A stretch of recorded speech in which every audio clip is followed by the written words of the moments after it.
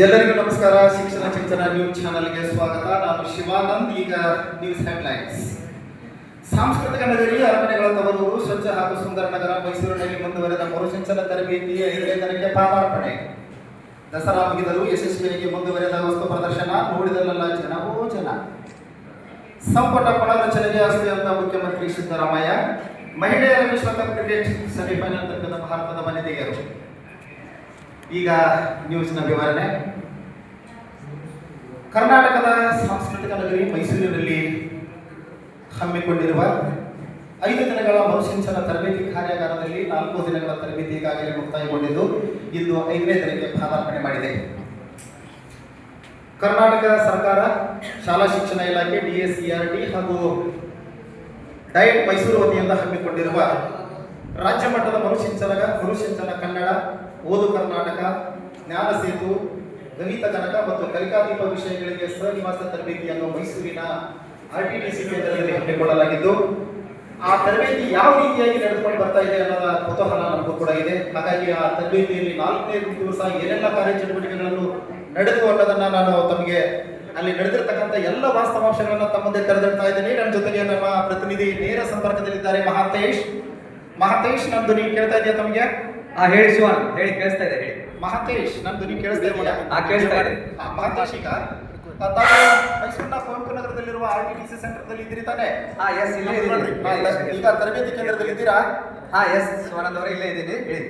ಹಾಗಾದ್ರೆ ಅಲ್ಲಿ ನಿನ್ನೆ 4ನೇ ದಿವಸದ ಏನೆಲ್ಲ ಕಾರ್ಯಚಟುವಟಿಕೆಗಳು ನಡೆಯುವ ಅನ್ನೋದ್ರ ಕುರಿತು ಸ್ವಲ್ಪ ಮಾಹಿತಿಯನ್ನ ವಿವರವಾಗಿ ಹೇಳ್ತೀರಾ ಮಹಾತೇಶ್? ಶಿವಾನಂದ್, ನಿನ್ನೆ ದಿನ 4ನೇ ದಿನದ ತರಬೇತಿ ಬಹಳಷ್ಟು ಯಶಸ್ವಿಯಾಗಿ ಮುಗಿತು.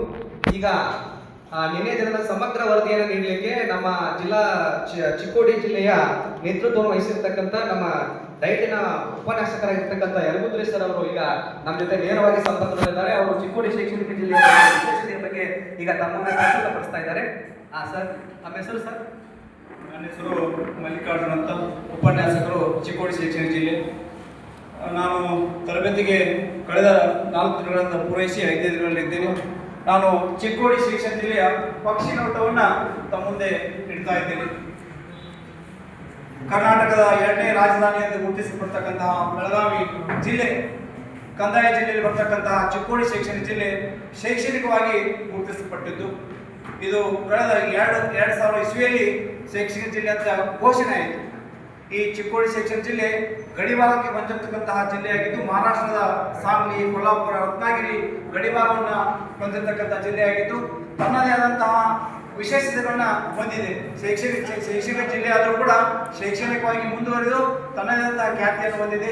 ತಮಗೆಲ್ಲ ಚಿಕ್ಕೋಡಿಯಲ್ಲಿ ಬರ್ತಕ್ಕಂಥ ನೆನಪು ಬರ್ತಕ್ಕಂತಹ ಭಾರತದ ನಯಾಗಾರ ಅಂತ ಖ್ಯಾತಿ ಹೊಂದಿರತಕ್ಕಂತಹ ಗೋಕಾಕ್ ಪಾಸ್ ಎಲ್ಲ ನೋಡಿದ್ರೆ ಭಾವಿಸ್ಕೊಂಡಿದ್ದೀನಿ. ತನ್ನದೇ ಆದ ವೈಶಿಷ್ಟ್ಯ ಹೊಂದಿದೆ. ಇಲ್ಲಿ 1887ರಲ್ಲಿ ಭಾರತದ ಪ್ರಥಮ ವಿದ್ಯುತ್ ಉತ್ಪಾದನಾ ಕೇಂದ್ರವಾಗಿ ಹೊರಹೊಮ್ಮಿತು. ಇದು ನಮ್ಮ ಚಿಕ್ಕೋಡಿ ಶೈಕ್ಷಣಿಕ ಹೆಮ್ಮೆಯ ವಿಷಯ. ಜೊತೆಗೆ ಅಲ್ಲಿ ಗೋಕಾಕ್ ಅಂದ್ರೆ ಎಲ್ಲರಿಗೆ ಬಾಯಲ್ಲಿ ನೀರು ಬರ್ತಕ್ಕಂಥ ಗೋಕಾಕ್ ಕದರಂಟು ತನ್ನದೇ ಆದಂತಹ ಖ್ಯಾತಿಯನ್ನು ಪಡೆದಿದೆ. ಕದರಂಟು ಇನ್ನು ವಿಶೇಷವಾಗಿ ನಾವು ಚಿಕ್ಕೋಡಿಯಲ್ಲಿ ಗಮನಿಸಬೇಕಾದ ಸಾಹಿತ್ಯ ಕ್ಷೇತ್ರದಲ್ಲಿ ತನ್ನದೇ ಆದ ಕೊಡುಗೆ ನೀಡಿದೆ. ಚಿಕ್ಕೋಡಿಯಲ್ಲಿ ಜ್ಞಾನಪೀಠ ಪುರಸ್ಕೃತರು ಡಾಕ್ಟರ್ ಚಂದ್ರಶೇಖರ್ ಕಂಬಾರ್ ಅವರು ಚಿಕ್ಕೋಡಿ ಶೈಕ್ಷಣಿಕ ಜಿಲ್ಲೆಯ ಮುಖ್ಯ ತಾಲೂಕಿನ ಕೊಡುಗೆ ನೀಡುವಂತೆ ಹೇಳಿಕೆ ಹೆಮ್ಮೆಯನ್ನು ಪಡ್ತಾ ಇದ್ದೀವಿ. ಅದೇ ರೀತಿಯಾಗಿ ಆನಂದ ಪರಿಸರದ ಕಟ್ಟಿಗೆ ಕೃಷ್ಣ ಶರ್ಮಾ ಅವರು, ಜೊತೆಗೆ ಇನ್ನೂ ಸಾಕಷ್ಟು ಅಲ್ಲಿ ಸಾಹಿತ್ಯಕ್ಕೆ ತನ್ನದೇ ಆದ ಕೊಡುಗೆ ನೀಡಿದ್ದಾರೆ. ಸನಾದಿ ಅಪ್ಪಣ್ಣ ಅಂತ ಫಿಲ್ಮ್ ನೋಡಿರ್ಬೋದು. ಸನಾದಿ ಅಪ್ಪಣ್ಣ ಪುರಾಣಿಕರ